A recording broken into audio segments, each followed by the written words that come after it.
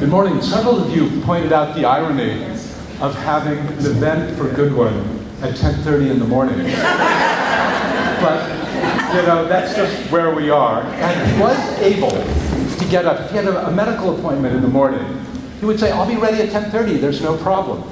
And what we suspected was he never went to bed. Because he would be fresh in the morning, but that's just where we are. First, thank you, Joe Cooper. Joe was just playing for us. Beautiful, that was our prelude this morning.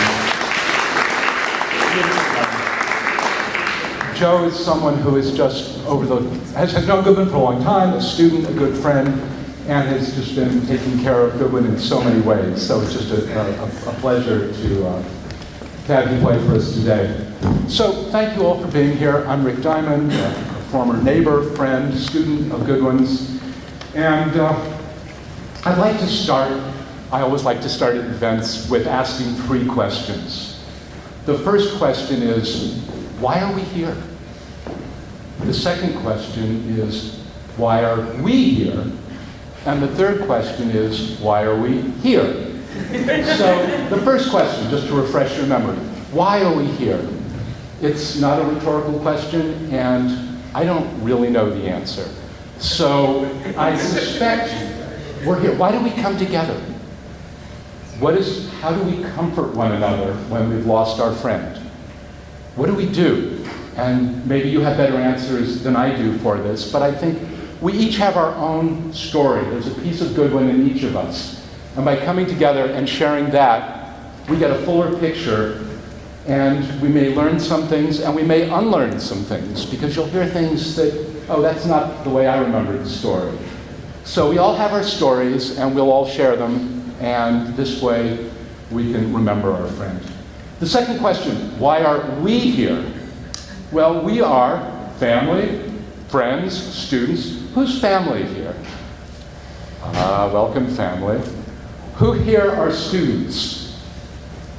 Let me rephrase this. Who here, when they had a conversation with Goodwin, learned something about the world? I think we're all students of Goodwin's here, in so many ways. And how many are, well, we're all friends, that's why we're here. Third question, why are we here? Well, think about this place. The Crowden Music Center is about music, number one. Number two, I'll cue you, teaching, education. And number three, community.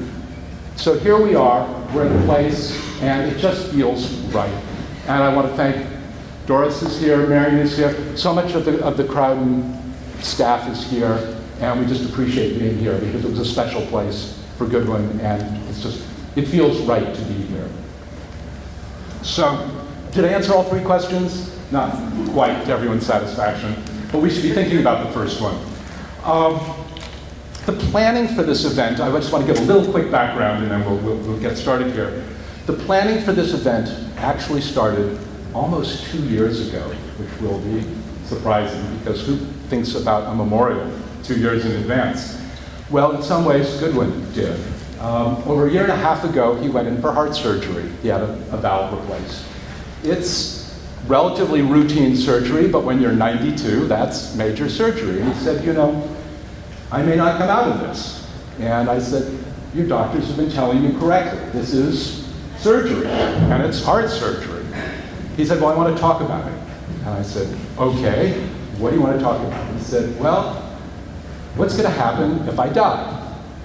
Now, end-of-life conversations are not easy conversations ever, but he wanted it and it was important, so we talked. I said, are your affairs in order? And he said, yes. And do you want to see my papers? They're behind the piano. You know, he had everything behind the piano. Those were his secrets. And then he gave me a list of people to contact. We talked about the surgery. We talked about things. And then I asked, what about a memorial? Would you want a memorial? Oh, no! People just would talk about me.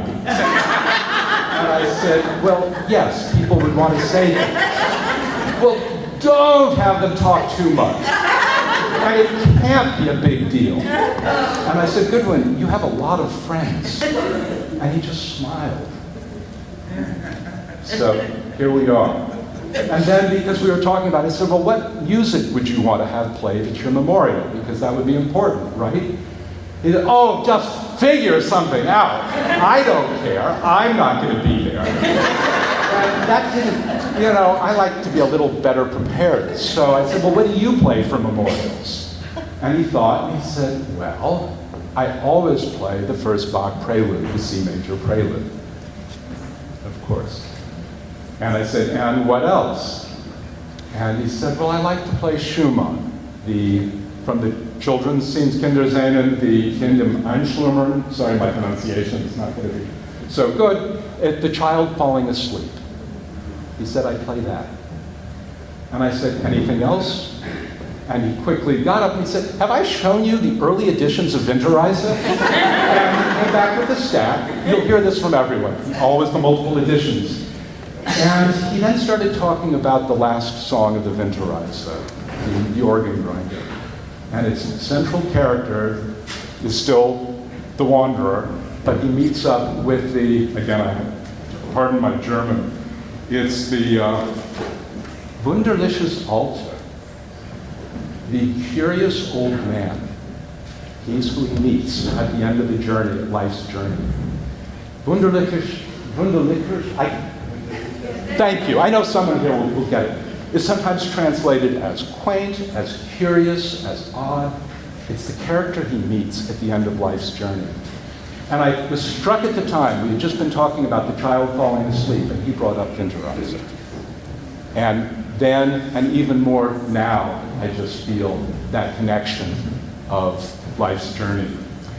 So we're here now. Goodwin lived 94 years. In his count, that was 34,300 and some days. You know, he kept track every day of his day number. That's just what he did. I didn't calculate it correctly. I did an approximation. And we're here now so that we can share time together. We'll hear from family. We'll hear some beautiful music. and friends, and we'll have lunch. So to start us off, Joan, his sister, will share a few words. This is going to be hard for so many of us, and we just appreciate that you're here.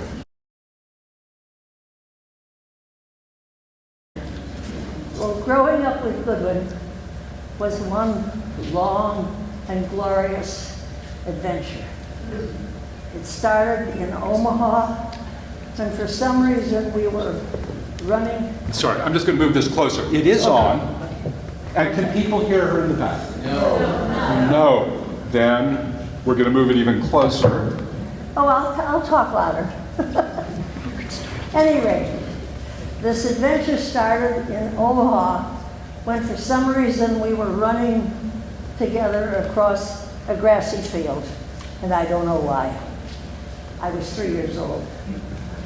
And shortly thereafter, I think when I was 4, we moved to Creston, which is a small town in Iowa, and that's when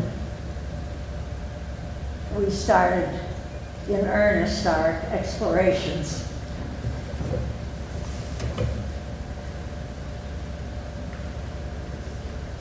Let's see, where am I? Your glasses.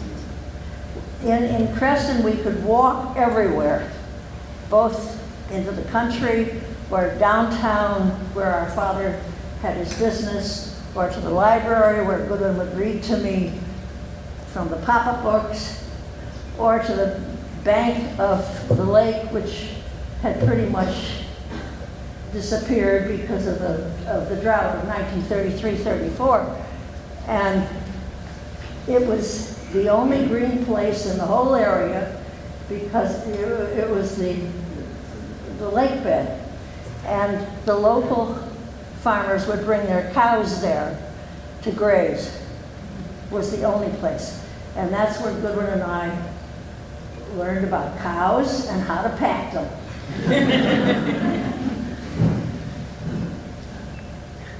And at the bottom, let's see. So we lived on a corner of Pine Street and Irving.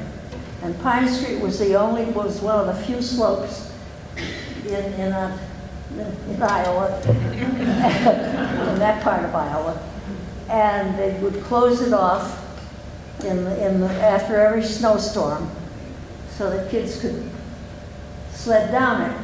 And at the bottom of the slope was the Irving School, which is the first school that Goodwin and I attended together. I in kindergarten, he in the 2nd or 3rd grade. And after my 2nd grade, somebody's coming in. Can you put the microphone closer to your mouth? All right, we'll try it again. They need you closer to the mic. They're not hearing you in the back. Do you want to hold it? Yeah. Okay. No. All right. There. Just lean closer to the microphone. So after my 2nd grade, we moved to Chicago, and that's where the adventure just took off. Because Goodwin and I could travel the whole city on the L train for 10 cents each. And he would calculate where to change the trains so that, and then finally a bus transfer. They'll come in, just Yeah, tell your right. stories. So we would end up walking distance from home. And once we were walking by the lake, and there was this large pumping station, very noisy.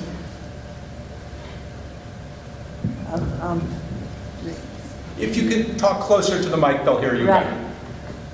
Okay, so the custodian took us around and explained exactly how it worked, which I didn't understand.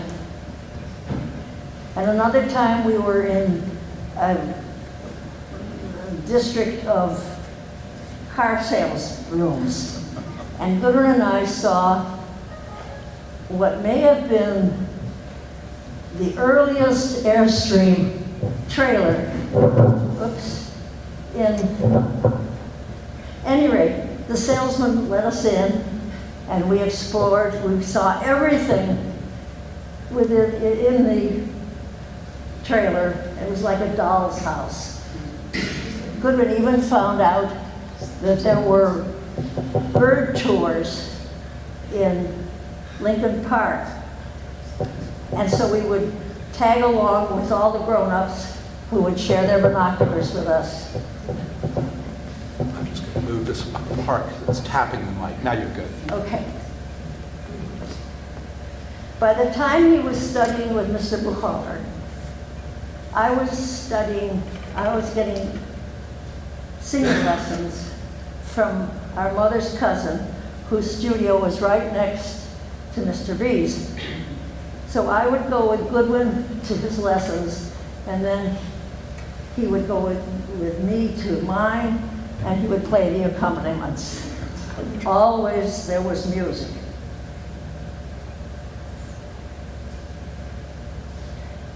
And when he wasn't at home, when he wasn't practicing, he was always very willing to play for me, mostly Beethoven sonatas, and I would turn the pages. So when Goodwin went to high school, Roosevelt High, that was the first time we weren't in the same school together. But even so, he still included me with all his friends and all our adventures. And he was known at Roosevelt to be an advanced music student. So when the director of the school orchestra needed a bassoonist, he asked Goodwin to fill in. Goodwin had never played anything but the piano. At any rate, the next year, they needed an oboist. So Goodwin switched. And I remember going, what did I do? You dropped glasses, but you're doing Oh, fine. you're fine. Yeah, I don't need glasses.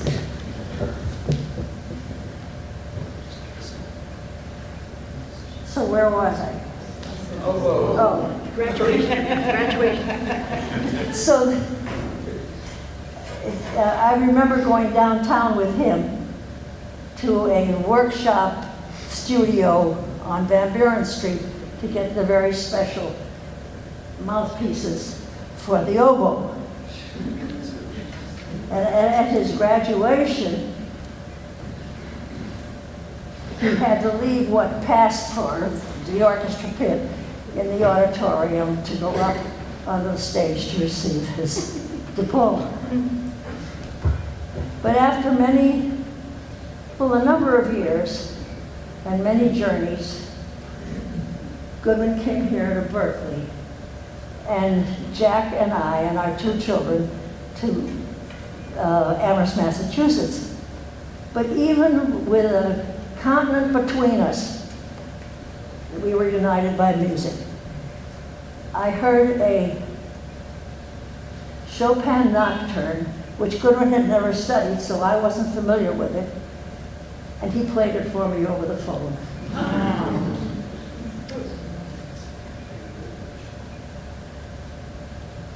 And when Jack and I retired to Southern California, then we saw Goodwin quite often.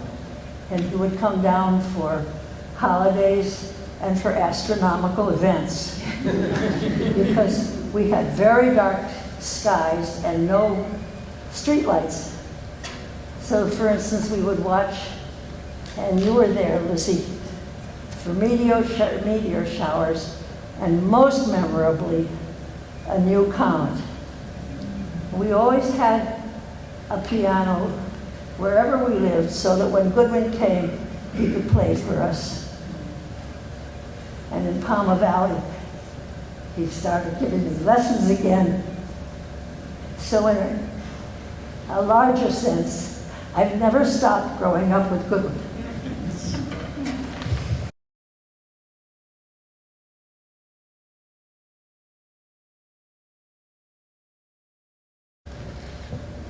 Thank you, Rick. And do speak at the mic. You know the drill. Yes, well, yes.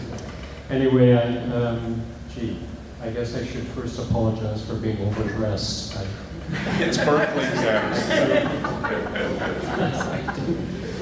But yes, what Rick explained was true.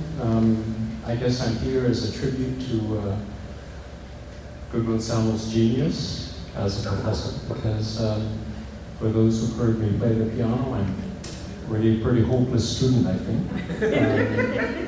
And he took a very, very hopeless student. And somehow, when I auditioned for him, he was able to see a potential that other people couldn't see. I played Bach for him, and somehow he took that very, very rudimentary talent, and through the course of the 1970s, second half of the 1970s, he brought my level up to a level where I could function within the professional world.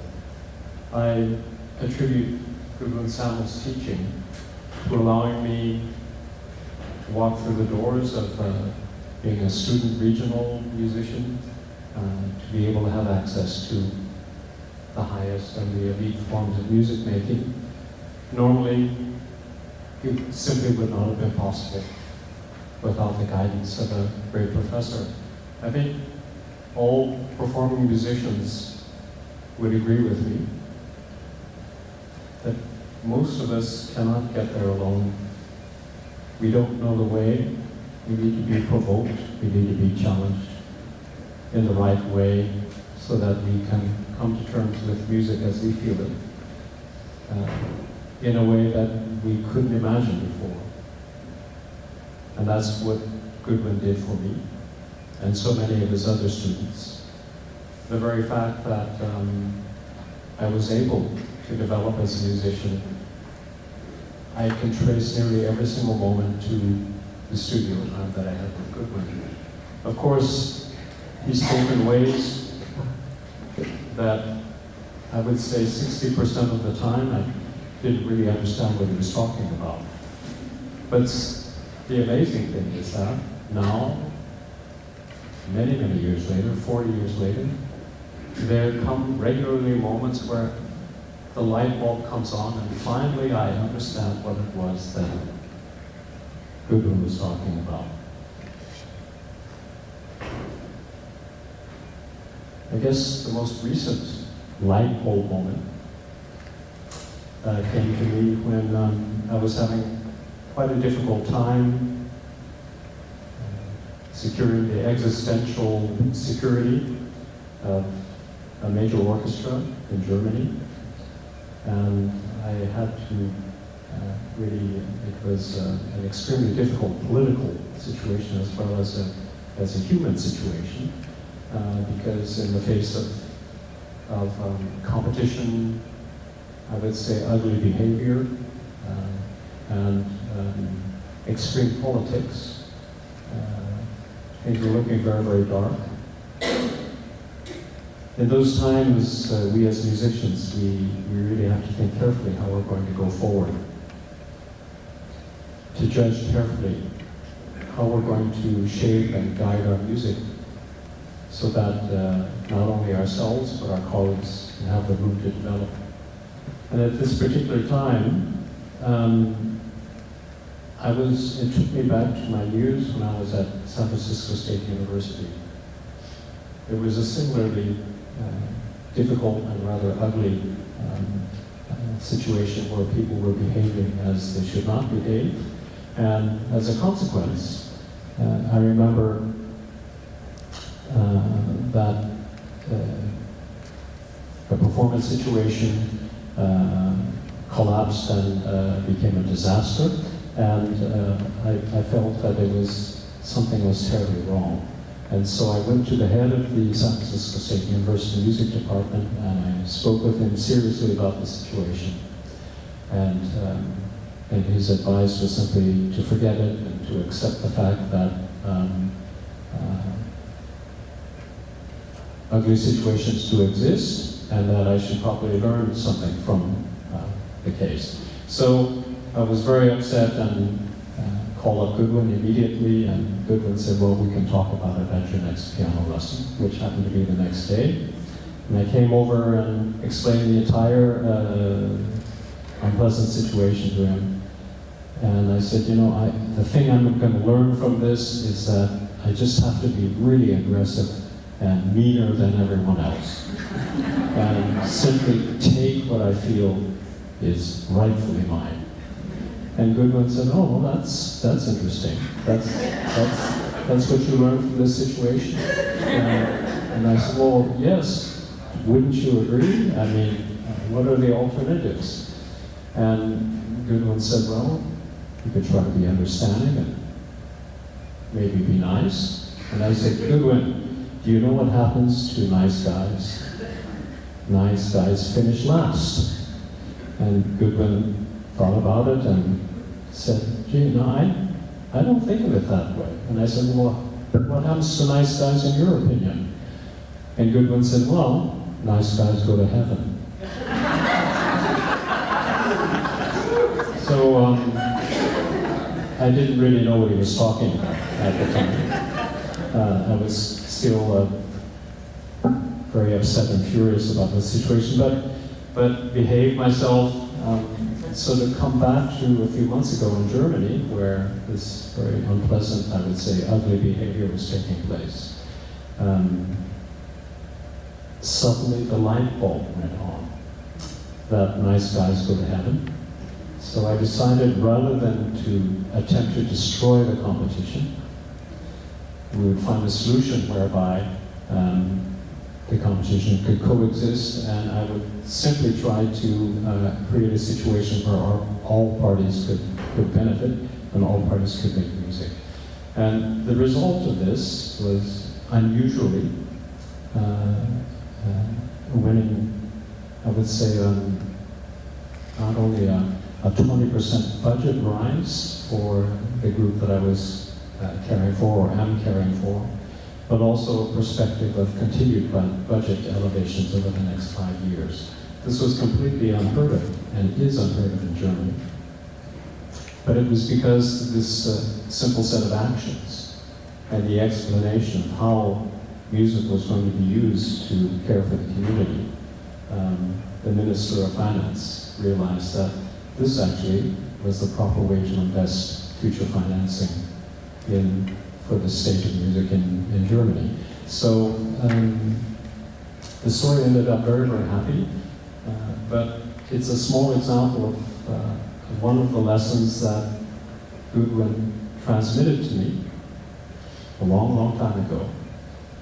And those lessons are universal lessons that still apply today and that I regularly use. Not so much perhaps today as a pianist, but as an artist and as a musician. I continue to learn from those lessons a long time ago.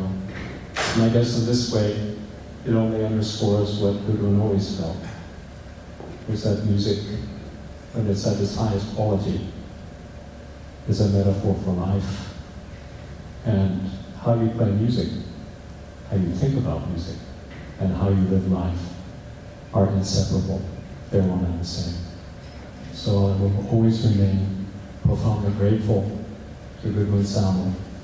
I will always consider him as the person who opened the doorway to a future in music and in life.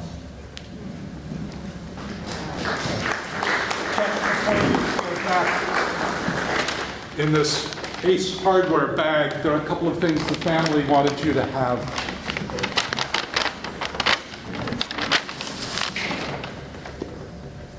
Joan and the family wanted Ken to have a couple of selections from his library. You mentioned Bach. These are the Inventions in Symphonia. This is the, of course, facsimile. That's facsimile. For an orchestra conductor, again, a facsimile of the Bach Brandenburg Concerti.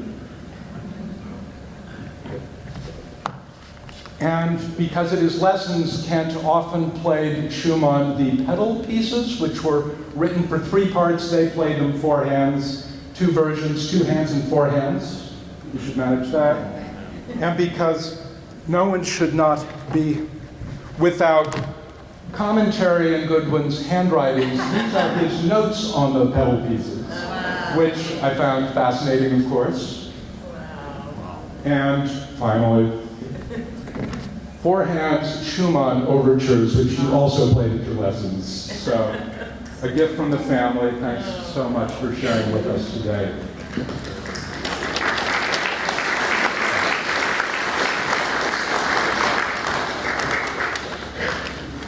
Wonderful letter.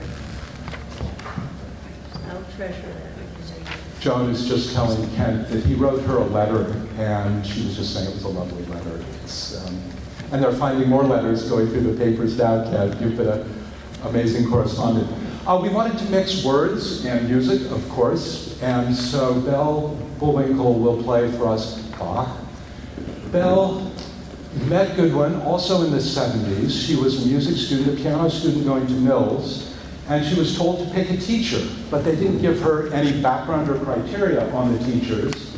And at the time, her family name was Sammel, spelled the same way. And so she said, well, if I have to pick a teacher, I guess I know who it will be. And at the time, she didn't realize she was picking a teacher and a friend for life.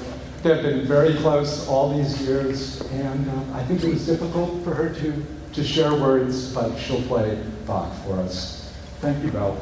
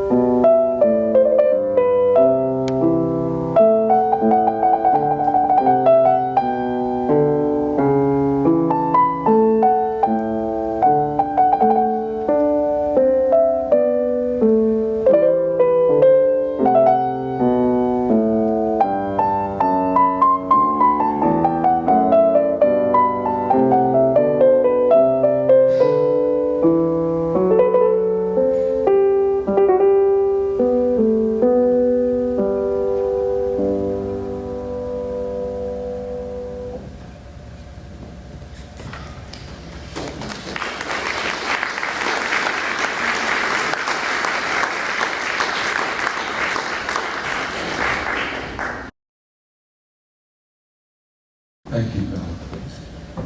Next, we have another chapter of Goodwin's life. I guess we learned about bassoon playing. I don't know how many of you would know that after Goodwin was studying piano in New York, he worked as a computer programmer, data analyst. Gio will tell us about this. Gio Wiederhold worked with Goodwin for IBM in New York City. And then they were also, I guess, sharing a house in Berkeley for several years. But he wanted to tell us a little about the time in New York. It was sort of a break in his musical experience, and it's a story that not many of us have heard. Gio, thanks. And you do want to stay close to the mic. Yeah.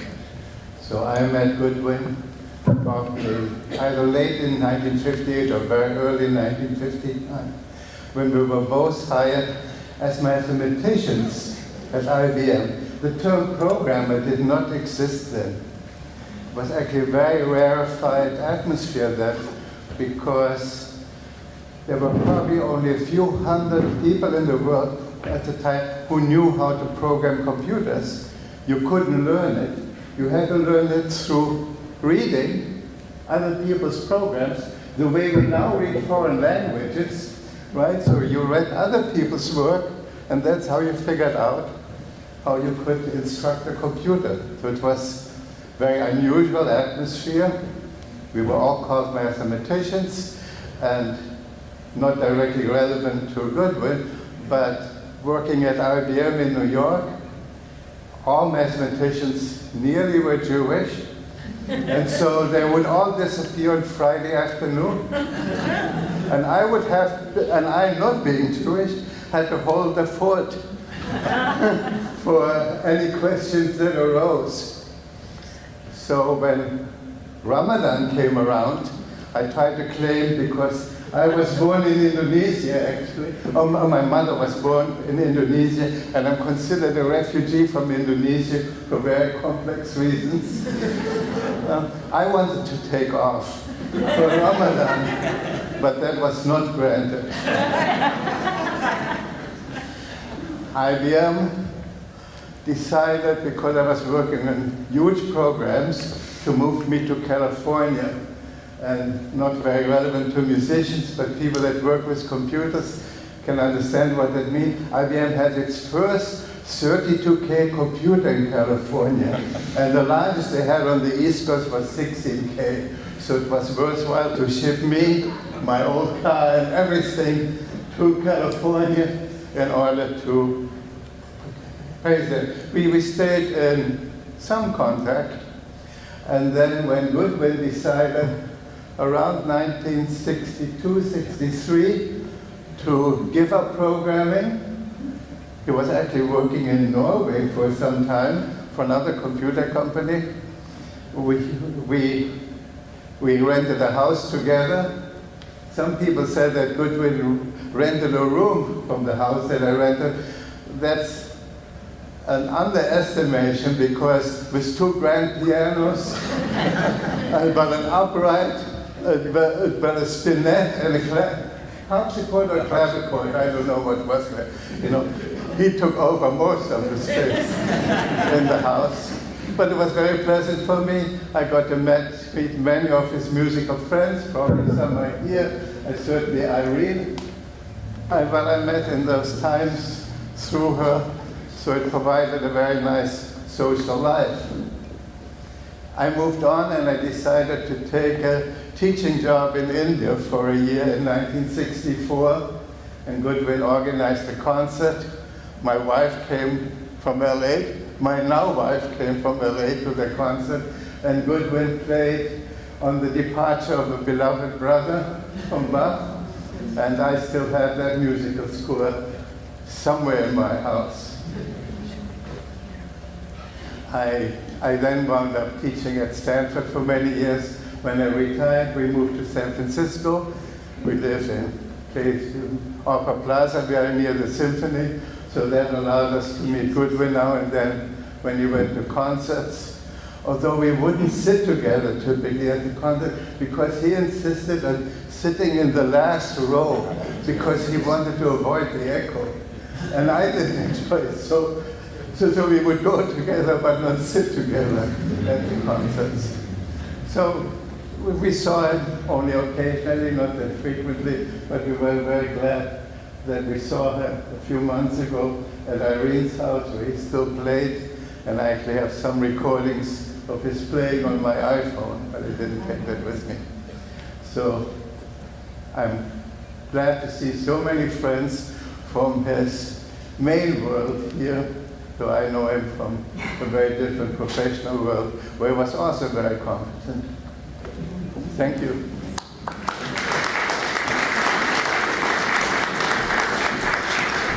Thanks, Gio.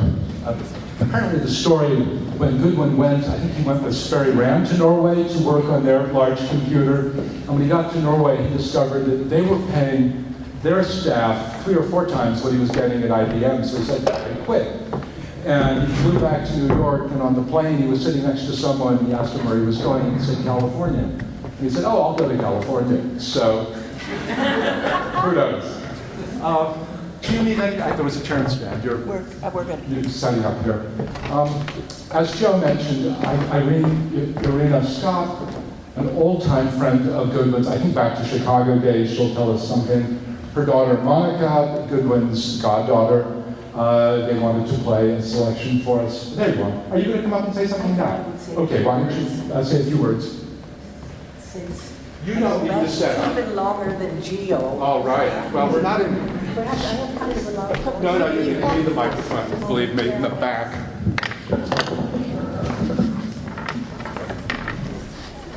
Yes, I almost remember Goodwin speak from days right out. that Joan told us about. And I certainly felt that I knew her before I really met her, because she was such an important part of Goodwin's life, and he mentioned her so often, and she just seemed to join us. Goodwin said my friendship went back to the years that he was in Chicago before he went east to study with Claudio Arau. And he came regularly to my parents' house, where my stepfather was giving classes in called theory, but he only liked it to be called music. And that's where the two of them really hit it off, because studying the manuscripts of composers was the great interest in my stepfather's work. And Goodwin really latched on to that, and they hit it off. And Goodwin, I think, learned a great deal from Jonas. Tell us his full name, because people will know. Oswald Jonas would be known to professional musicians probably. But of course he was playing very much at that time, and doing concerts, and hoping to, in New York, have a really successful time with Claudio Arau, who was the greatest of teachers. In that time, I was also preparing concerts. And I remember one time I was working very hard on the Schumann C major Fantasy, which I was going to be playing in a recital in New York. And he and I talked about it a great deal, and focusing on special details. We had a long discussion about a specific A in the first movement. Goodwin was in New York when I played there, in what was then, what's now Weill Hall, and then Carnegie Recital Hall. And he came backstage and he gave me a big hug and he said, that A was perfect. Much later, after he had moved here, and when my husband Dana and I had moved back to the Bay Area, we of course saw a great deal of each other. And when our daughter Monica was born, we thought, Goodwin really is a part of the family, and we made him her honorary godfather. So there is a strong relationship. She and he hit it off, and she also, I think, worked with him during some years when she was here or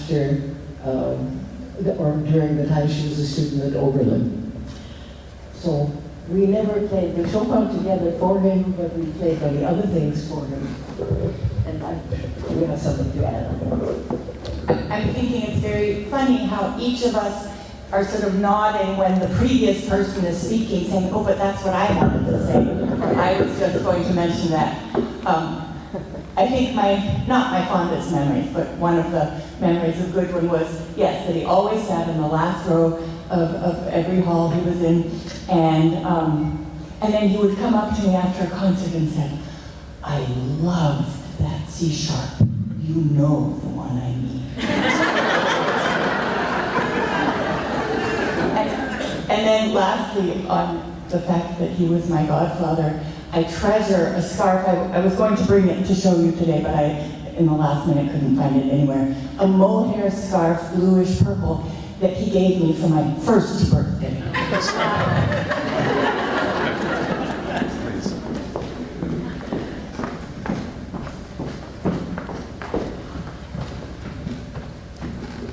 While they're setting up, I'll tell one Monica story. When we were going through Goodwin's papers and the stacks on the piano, there was a small booklet illustrated by Monica called The Day Goodwin Went Crazy. And he wakes up and decides that he wants to move all the pianos in his house. And just finding it that one day and being able to share it with them again was a treat. My mother forgot to bring it. She was going to bring it today to What was the title? Was it When Goodwin Went Crazy? Yes. Yeah. He stacks all the pianos. I think this may have been a solution, Joe, when he lived in your house, because he could have put all the pianos in one spot, but... Is that seat okay? I'll give you the other bench if you want. This is too-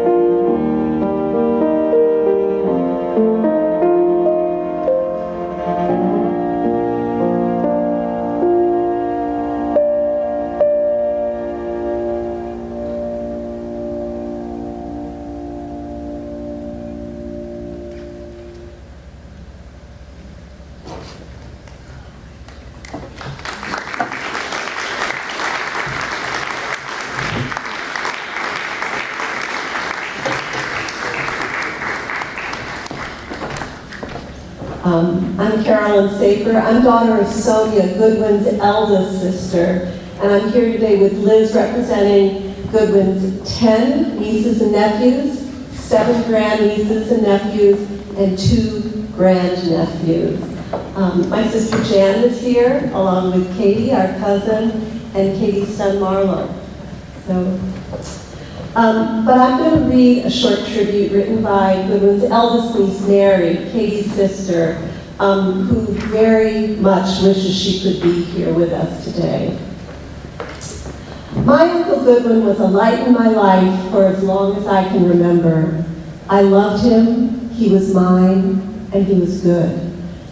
Our mother Elaine was 3 years his senior. On and off during the 50s and early 60s until he moved to Berkeley, Goodwin's work in New York City coincided with our living on eastern Long Island, where our father Harry was a nuclear physicist at Brookhaven National Laboratory. On many weekends, Goodwin would board the Long Island Railroad at Pennsylvania Station for the 60-mile ride to Bellport, a colonial village on the Great South Bay. Goodwin's visits were joyous times for everyone. Our mother adored her gifted younger brother. Our father, who grew up in a house without music, respected Goodwin's talent and intellect and came to cherish him as a friend. We learned to sit quietly while he played the piano for us. Goodwin was a magical presence for us kids. He always brought gifts, small treasures he discovered during long walks through Manhattan, a brightly woven Chinese finger trap, a puzzle box with secret compartments, a maroon rock and coin purse, the leather embossed in gold. When too much time had passed between his visits, my baby sister Katie would search the house asking, "Where's Buckle?" A few times a year, my parents would take us on overnight trips to New York City. We dressed up to go shopping, to shows, out to dinner. With Goodwin, things were always a little more casual, like the late dinner at an out-of-the-way Chinatown joint that he had just discovered. If he were free for lunch, he would take me and my brothers to the fantastic place that must have been invented just for Goodwin, the Automat. No matter where he was, I felt Goodwin's benevolent presence. An enduring early memory is from when I was 7 or 8 years old. We lived in a small rented cottage with a big yard butting one of the many native woodlands that still dotted eastern Long Island. The woods were the site of adventures for neighborhood children. It was our Wild West, our Sherwood forest, our Caribbean island filled with hidden booty. But the woods, the fields, the shore, even our neighbors' yards took on a brighter quality during my solitary walks. I made a secret path to my favorite fallen tree trunk, where deep green moss grew on the roots of a tall pine and spread across a big rock, sparkling with mica. It was one of the most beautiful things I had ever seen. And one day I took Goodwin to this enchanted place. We examined the moss closely and touched its velvety surface. He pointed out that it did not grow all the way around the tree's base, and I wondered, how could it survive on the rock? The next time Goodwin came to visit, he brought me a small book. Its pale green dust jacket decorated in a white filigree pattern, which on closer examination is a repeated pattern of a moss stems thick with leaves. The title? A Book of Mosses. Published in 1950 and printed in an old-fashioned font, it claimed to be, quote, a landmark in the study of mosses, the most concise and up-to-date treatment of the subject available to the layman. Illustrated with elegant 18th century plates, it detailed 16 distinct mosses, their botanical names, habitats, modes of reproduction, and identifying features. Can you imagine how Goodwin must have loved finding this tiny treasure hidden in the stacks of a New York bookseller?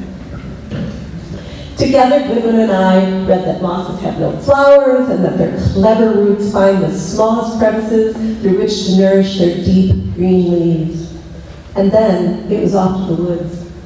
Together we confirmed that the velvety carpets were actually thousands of tiny leafy stems curling together. Mosses was an adult book, but it was a small book, just my size. I understood some of the text, and the beautiful illustrations engaged my intellect and captured my imagination. Through a lifetime of moves and changes, I have kept and cherished my Uncle Goodwin's small green gift and the memories that it had. The last time I visited Goodwin in his home, after he played for me, I asked if he felt that he was communing with the composer. He answered no. He said that he and the composer were experiencing, inhabiting, or partaking of the music and giving it expression together. I wish I could recall his exact words, but what struck me was that he and the composer were equals in this profound human activity. There was no hierarchy of intellect or endeavor. The composer was not more important than he was. And I suppose that means that the attentive listener is also a co-equal, without separation from the composer or the interpreter. We make music together. Mosses and music, small shimmering memories. The last time we spoke on the phone, I told Goodwin that he was special to me because he loved me before I became myself. He replied that he also loved what I had become. As we all do, I find myself thinking of things to ask or tell Goodwin.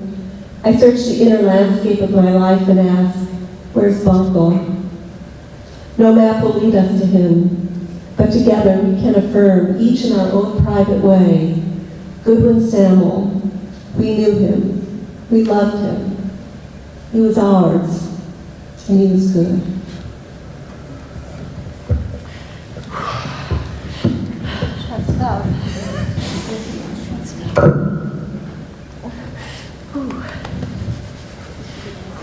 Wow.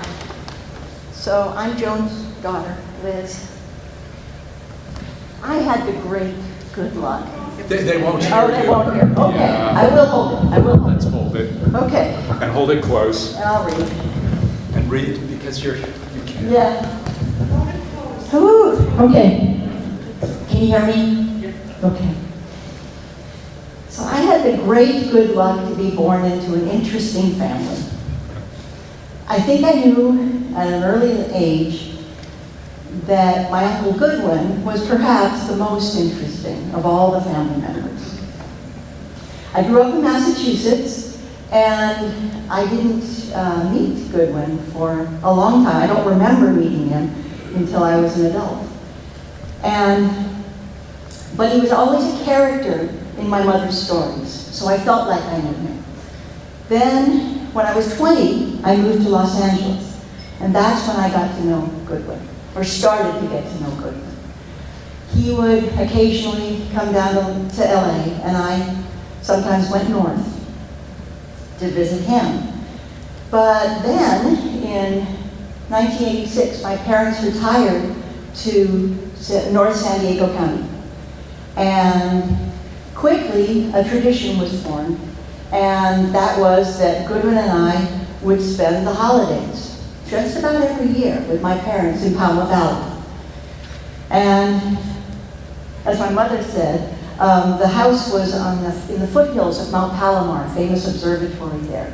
And the skies were still very beautifully dark. They still are, wonderfully dark.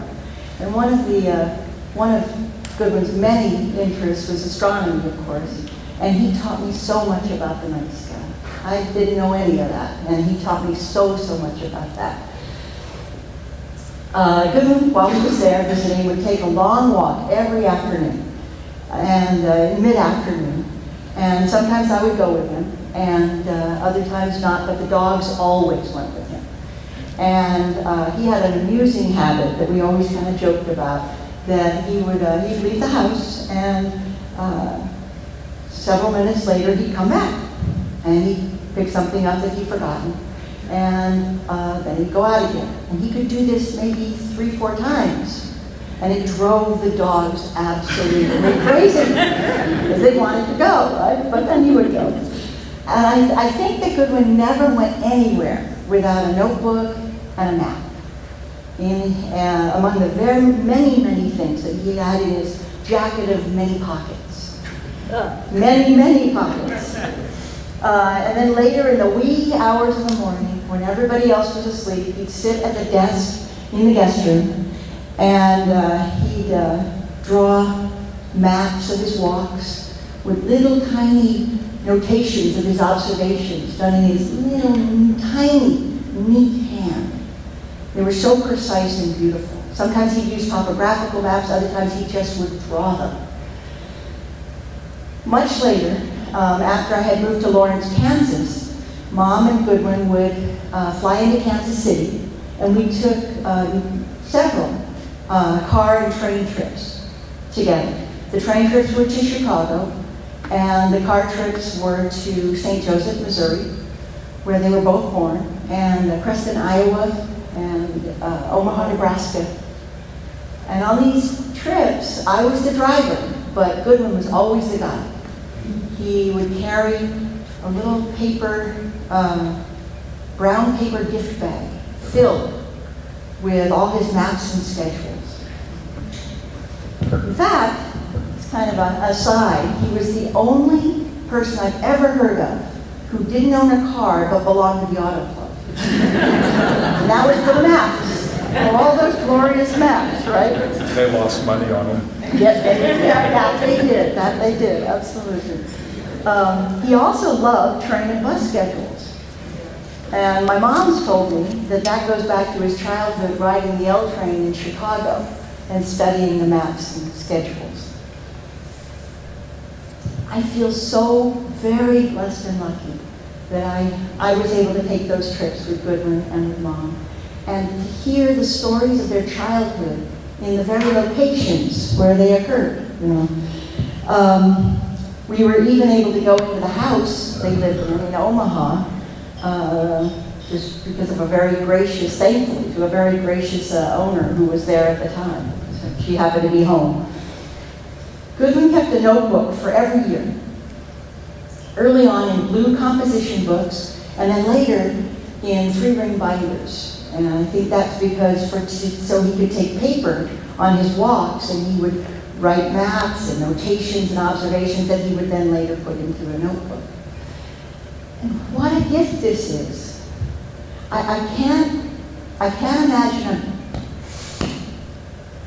imagine a better way to comprehend a person's inner life than to study these kind of notebooks.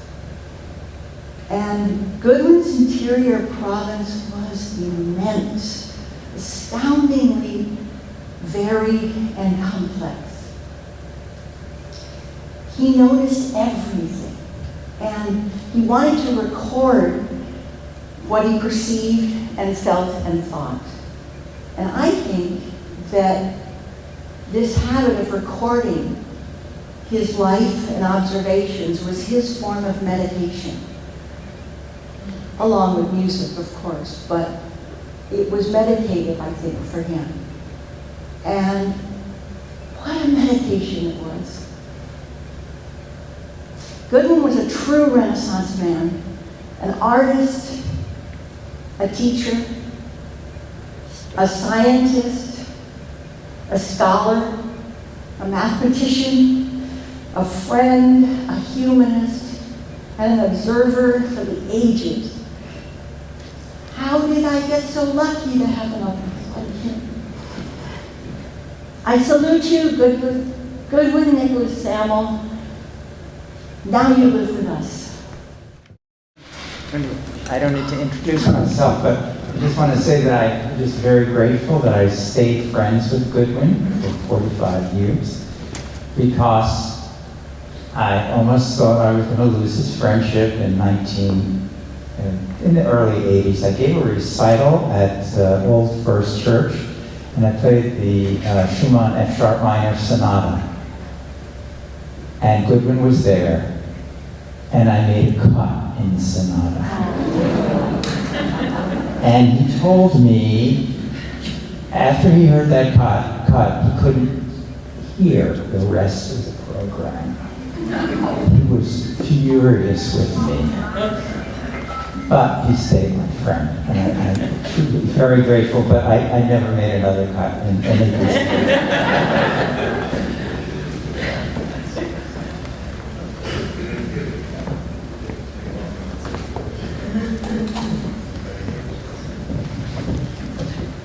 Karl had said he met Goodwin because he kept seeing this curious person at concerts in the back, and he finally just introduced himself, and they just became friends after that time. So it was just two musicians spotted each other at concerts.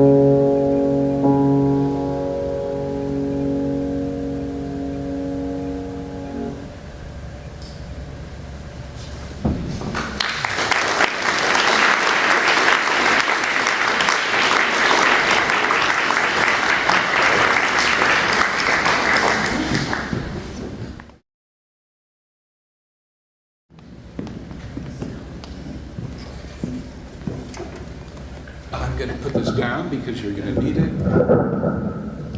We hold it. I will hold it. All right. I will hold it.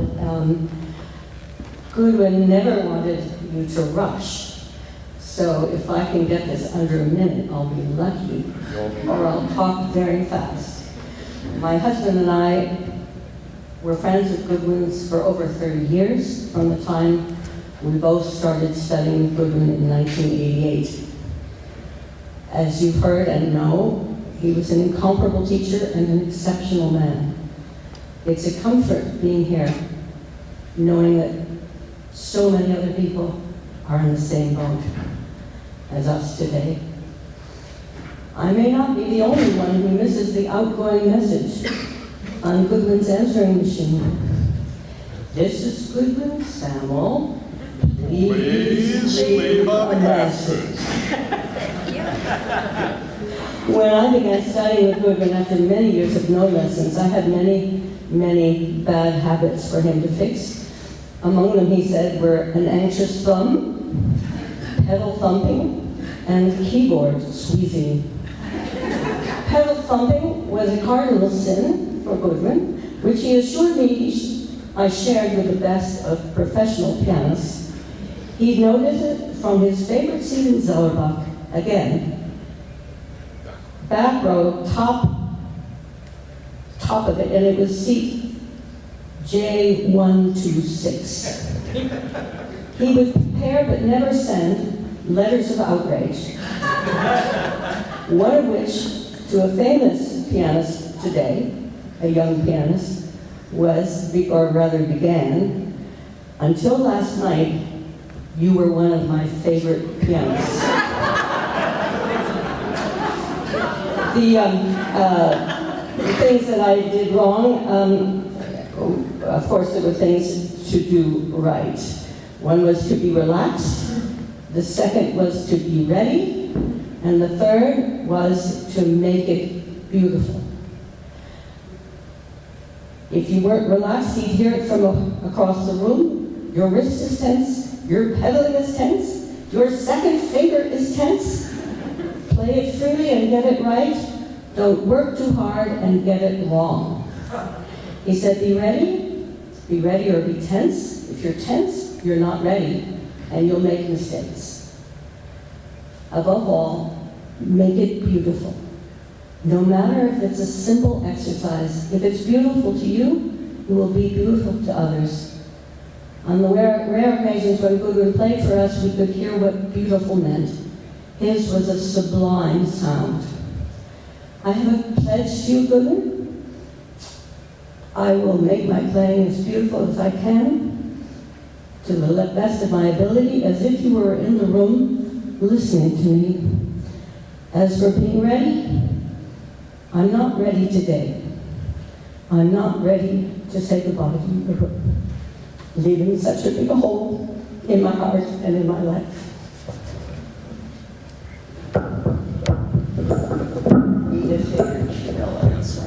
I studied with Goodwin for 36 years. I just have a story to tell you. I used to babysit my grandson, and he'd go with me to my piano lessons. This one day, there was this huge ball in Goodwin's backyard, and Goodwin grabbed the ball and started playing with my grandson, who was about 3 at the time. So he kept throwing the ball, and my grandson would catch it and throw it back to him. That went on for quite a while. I thought that was a good thing to share with you. I'm Marta Fuchs. I studied with Goodwin for many years in the 70s. I actually remember Kent came after me many times, and Goodwin asked, would it be okay if he sits in on your lesson? Later, when you went on a Fame and Fortune, I felt honored that you had heard me with Goodwin. So I just finished playing a Beethoven sonata when Goodwin smiled and nodded, and then he goes, play that measure again. So I played again, and he goes, play it again. And I go, what? You know, like the notes sounded fine, the phrasing, everything, and he goes, I think you're doing a little composing. So I played it again a million times, and finally I realized I played an F instead of a low D. And I go, oh, that sounds so much better. To which he said, yeah, Beethoven knew what he was doing. Yes, I think we were all told that we were composing whenever we made a mistake. That's a very gentle way of reminding us. Rick says I have to stay. Rick says I have to stay in a minute. I'm going to be even shorter than that because I'm going to throw away all these notes. I just feel like this room is so full of stories. Okay, to prepare for this, I went back and looked in the files of emails from Goodwin, back to the time when he first started using it with Goodwin, which is 2004. And I thought I browsed through them. I only got to 2004 before I was worn down. But anyway, here's where I stopped. This was December 17th, 2004. It says, here's a poem that came to me a few nights ago when I got home and looked up at the winter circle. That's a thing that's got from my backyard. Okay, poem for tonight.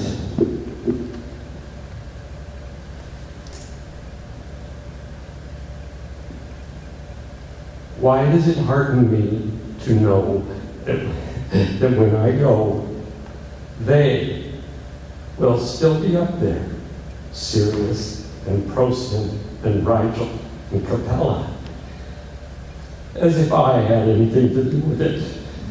And yet, I feel that I do.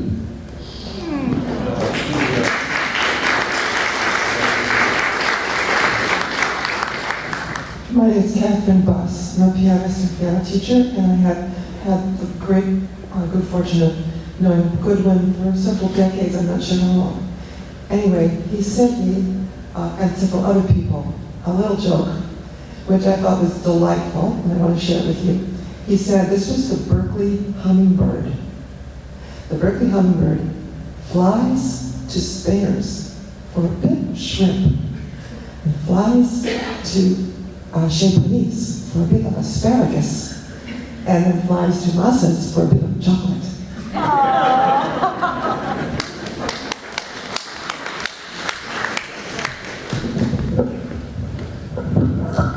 I will never forget having dinner with Goodwin when my son was a little boy. And every time we went to a restaurant with Goodwin, he would order something that would make my little boy's eyes go, whoa!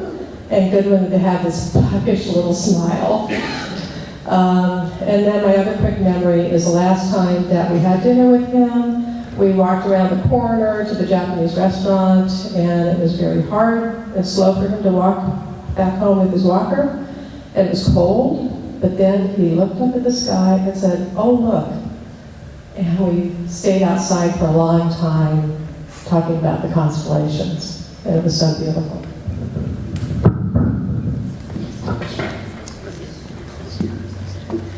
Hello, my name is Lenzie Williams. I need more than a minute, but I'll take a minute. There's just so many parts. I teach Tai Chi, and Goodwin came to study Tai Chi with me. And I feel like a lot of people would like to know this part of his life because he was an incredible student, but in being a student, he was a teacher to me in that he understood so much of the subtlety of things. So Tai Chi is about subtlety. And so it takes about 2 years to learn what we call the form, the outside of the form. And then it takes another 8 years to learn the inside of the form. So he did that. He spent over 10 years learning Tai Chi inside and outside. But what's very interesting, he also went on to the martial art part, which I think you'll find interesting. And the martial art part is very interesting. Mark, will you help me? Just so you can see another dynamic of who Goodwin was. So we have this thing called push-ins. which is a martial art practice, and there's different levels of it. But in the push hands, it's very interesting. So imagine Goodwin doing this.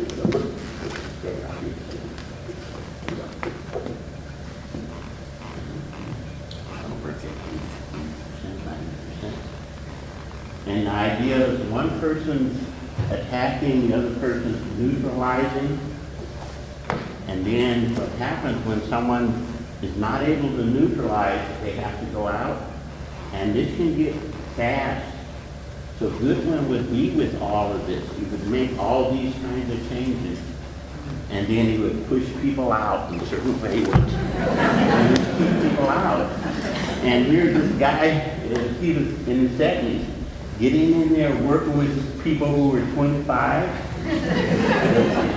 And so the whole thing had to do with the same principles that he would talk about, the relaxation. So that is, someone's pushing you, you're pushing me, and if I'm not relaxed, I'm going to resist, and you're going to push me, right? Okay? So the idea is, if I'm relaxed, I can neutralize it. So that's what we're doing. We're neutralizing each other's attack. So Goodwin would get in there and really be there.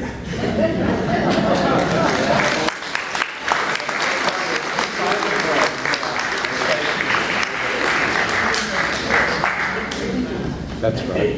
There are other pictures of Goodwin doing this. Ellen, why don't you come up? Just tell us what's in your heart for sure. I could say so much on Ellen Mandel. I studied with Goodwin for a few years in the early 70s, and I became a musician, and I feel everything, I really feel, and I say it over and over, everything good comes from Goodwin. But I just wanted to share a short funny story. When I was first studying with him, my husband, my then boyfriend and husband now, were walking along, coming from dinner, walking along Shattuck Avenue, and we were talking about different books. He loved Woodhouse and all stuff. And I said, oh, did you ever hear of One-Upsmanship, the book One-Upsmanship? And he said, oh yes, I read it in galleys.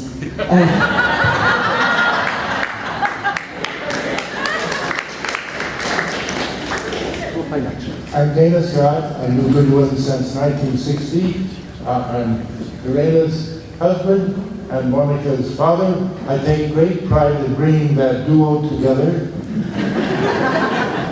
Even better, Monica's daughter, Magali, who just celebrated her 16th birthday as an amazing violinist, and the trio played together in a town near Vienna this summer, where there's a synagogue that Irene's grandfather built over 100 years ago. So that's a wonderful way in which music brings families together. But I wanted to tell a story that Goodwin loved to tell about his teacher, Buchholter, who was a very, very nervous and perhaps difficult person.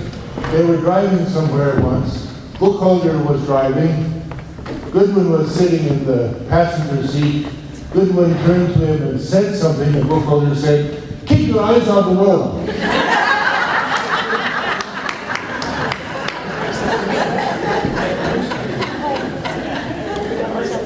Just one note about the piece that Bruce and Jacqueline will play. They used to meet at Goodwin's house. Different people would come over. It was always an evening. It sounded like. And also at the Nalesny's house, and at Ria's house. And at Ria's house as well. And it was Ria Sadovsky who always commented afterwards that this piece, I have to just say one thing about the piece, it's in your program, but it's a very early Bach cantata. It's BWV 106, so it's an early piece. It was written, I read last night, I didn't know this, for a memorial, which is extraordinary. This is the movement that was transcribed for four hands piano, and they would play it always at the end of their soirees, and Rita always said, this is our blessing. So this is our blessing, and again, everyone, thanks for being here. And if you didn't get a chance to share your stories, please share them over lunch. And I may say something about how we'll try to continue to have some way of communicating with people who are here. If you're not on my email list, if you're not getting email messages from me, make sure I get your email address, because we'll be sharing information about the video, other stories. Marlo has been transcribing some early stories. I have interviews from Goodwin, and we want people to be able to have that information as well. Can you tell people that there is a sign up in front, not everybody saw it? Okay, yeah, there's a sign-up sheet in front. Does it request email? Yes. Oh, wonderful. So if you want to get these messages, if you ever want to not get the messages, just let me know, of course. All right, this is our blessing. Thank you.